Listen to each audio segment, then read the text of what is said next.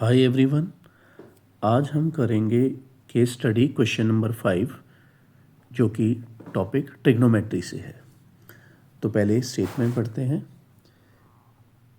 In a sports complex a circular running track has radius of 70 metre full stop. A student runs along the track and the length of the arcs covered are noted at different times. Full stop. The angles subtended at the center of the track are calculated. Full stop. First, he covered arc length 22 meter. Then, he covered arc length 55 meter. And then he covered arc length 110 मीटर। ठीक है। अब first part में क्या पूछा है? For each arc find the angle at the centre in radians. तो जो वो रनर है उसने क्या था, 3 आर्क्स उसने कवर की थी। तो अब मैं शुरू करूँगा फर्स्ट पार्ट के लिए। पहले आर्क जो है उसने कवर की थी 22 मीटर। ये देखिए यहाँ पे लिखा हुआ है, तो मैं इसको लिख लेता हूँ L1। ठीक है। फिर उसने आर्क कवर की है 55 मीटर। इसको मैं लिख लेता हूँ L2। This is 55 metre. ठीक है।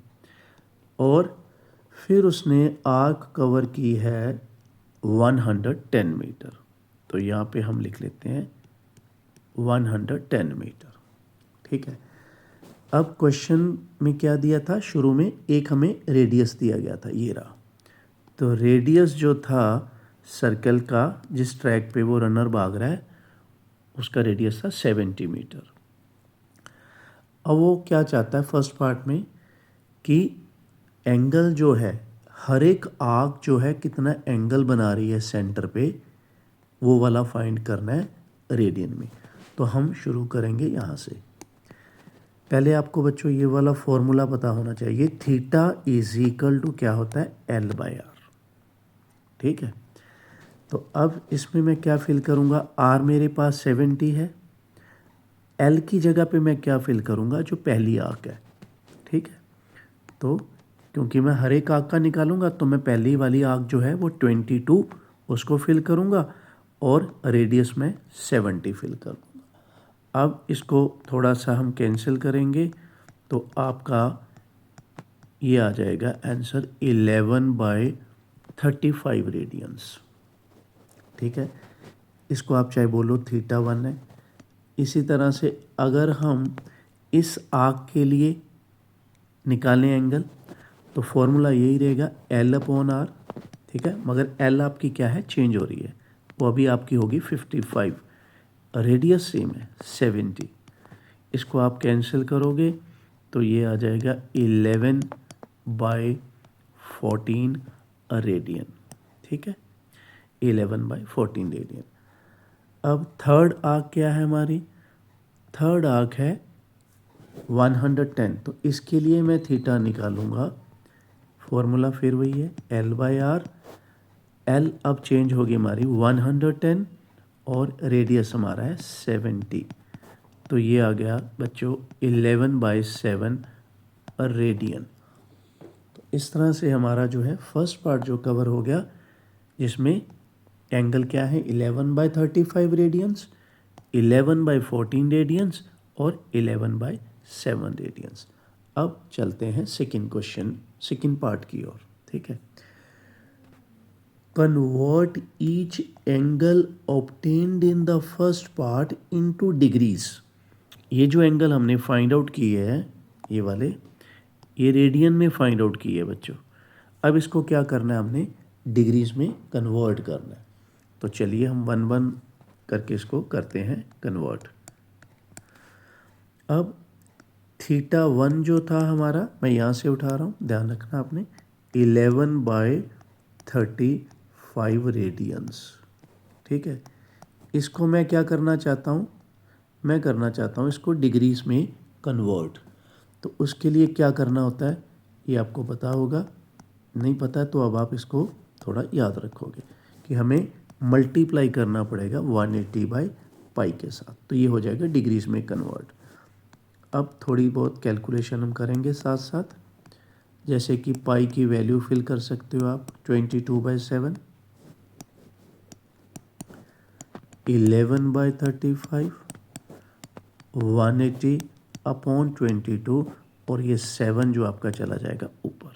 ठीक है, इसको आप कट कर लो, 11 2 ज़ा 7 5 ज़ा 5 to 10 होते हैं और 10 का सीधा आप काट दो यहाँ पे 0 के साथ 0, तो आपका बचेगा 18 degree.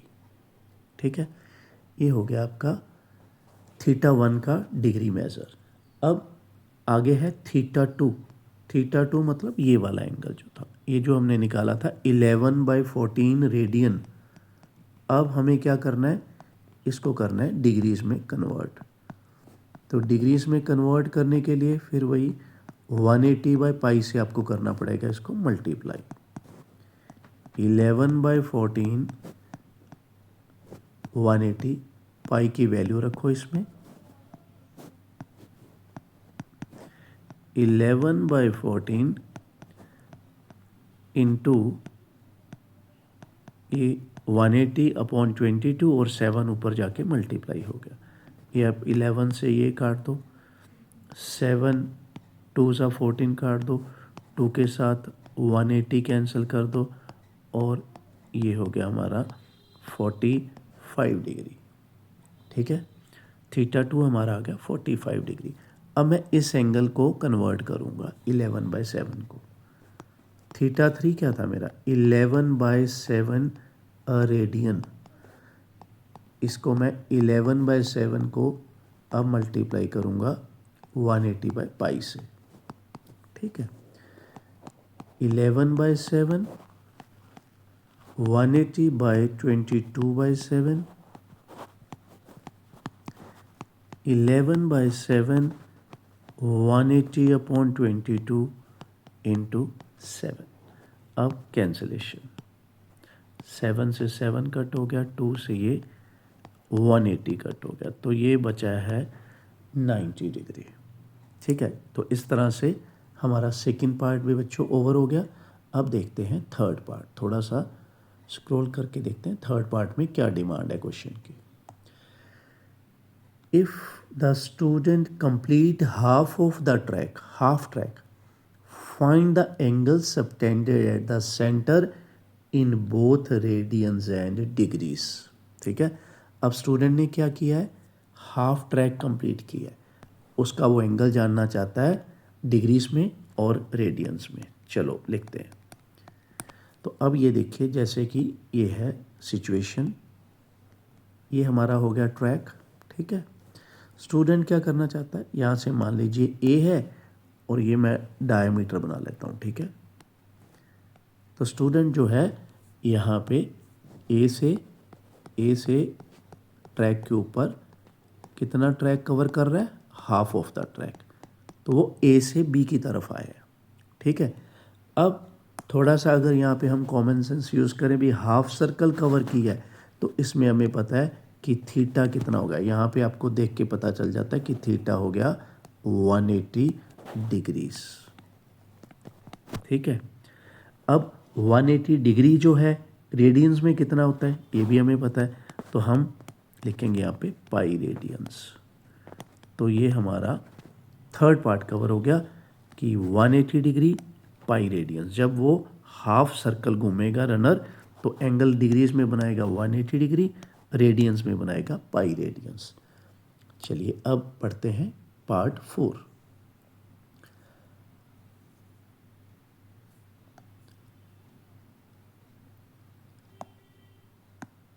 How much arc length will he cover if the angle, angles नहीं एंगल, यहाँ पे एंगल करो, angle subtended is π/3 in radiance.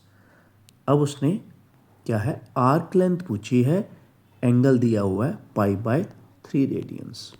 चलो अभी मैं करके बताता हूँ। देखिए क्या है, एंगल जो है वो है π/3 रेडियंस, ठीक है। रेडियस हमें दिया ही हुआ है शुरू में 70 मीटर। अब वो क्या मांग रहा है, एल, आर्क लेंथ। तो थीटा का फॉर्मूला हमने लिखा था L/R। इसको अगर आप क्रॉस मल्टीप्लाई करो तो आप कह सकते हो कि L क्या है, R इंटू थीटा। अब R की वैल्यू इसमें रखो 70 मीटर, थीटा की वैल्यू रखो π/3। देखिए अब ध्यान रखना है यूनिट्स का, आपने रेडियस किस में था बेटे, मीटर्स में, तो आपका L भी किस में आएगा, मीटर्स में, ठीक है। 70/3। अब मैं पाई की वैल्यू रख लेता हूँ 3.14 और यूनिट्स हैं मीटर्स। इसमें आपका अगर आप थोड़ी सी कैलकुलेशन करोगे तो आपका अप्रोक्सीमेटली आएगा 73.27 मीटर, ठीक है। ये हो गया हमारा फोर्थ पार्ट। अब फिफ्थ पार्ट पढ़ते हैं। If the student runs along the track and makes an angle of 5 radians at the center, कितना एंगल बना रहा है वो रनर जो है, वो ट्रैक पे भाग रहा है और सेंटर पे कितना एंगल बना रहा है, 5 रेडियंस का।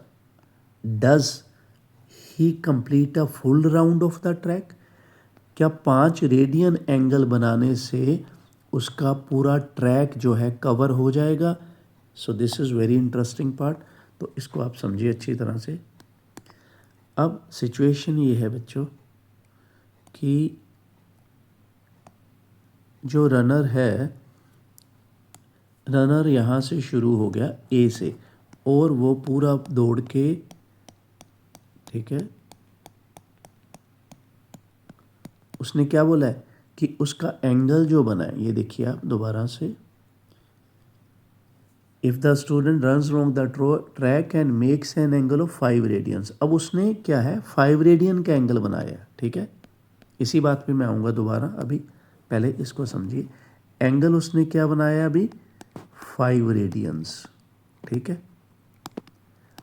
अब वो पूछ रहा है क्वेश्चन में कि क्या 5 रेडियन एंगल से क्या उसका पूरा ट्रैक कंप्लीट हो जाएगा। अब देखते हैं क्या है। अब इस पे वापस आए तो पूरा ट्रैक जो है, पूरा ट्रैक देखो यहाँ से ए से शुरू हुआ और वो ट्रैक पे घूमते घूमते वापस ए पे आ गया। तो इतना तो सभी बच्चों को पता ही है कि भाई अगर पूरा सर्कल अगर आप कवर करते हो तो आपका एंगल कितना होता है, 360 डिग्री। अब जाते हैं रेडियंस में। 360 रेडियंस जो है वो क्या होता है, 360 डिग्री क्या होता है रेडियंस में, 2 पाई रेडियंस, ठीक है। पूरा चक्कर घूमा 360 डिग्री, रेडियंस में कितना है, 2 पाई रेडियंस। अब इसको थोड़ा सा कन्वर्ट करके देखते हैं। तो पाई की वैल्यू मैंने रख दी 3.14। तो भाई अगर वो पूरा चक्कर काटेगा तो रेडियंस में उसका एंगल बनना चाहिए 6.28। पूरा चक्कर काटने में कितना एंगल बनता है रेडियंस में, 6.28। किस पे बनता होता है, सेंटर में, ठीक है। ये वाला एंगल जो है रेडियंस में कितना बनता है, 6.28 पूरा चक्कर काटने में। मगर वो क्या कह रहा है, वो कह रहा है कि वो 5 रेडियन घुमा है, 5 रेडियन वो एंगल बना रहा है सेंटर पे। तो इसका मतलब ये तो एंगल इससे स्मॉलर है बच्चों, है ना। तो इसका मतलब क्या है कि 5 रेडियन अगर वो हो सर्कल के सेंटर पे एंगल बना रहा है तो इसका मतलब उसने पूरा सर्कल नहीं कवर किया है, ठीक है। तो हम यहाँ पे लिखेंगे 5 रेडियन जो है is less than 6.28 radians. Therefore circle या ट्रैक जो है, सर्कल बोलो या ट्रैक जो है, इज नॉट कंप्लीटेड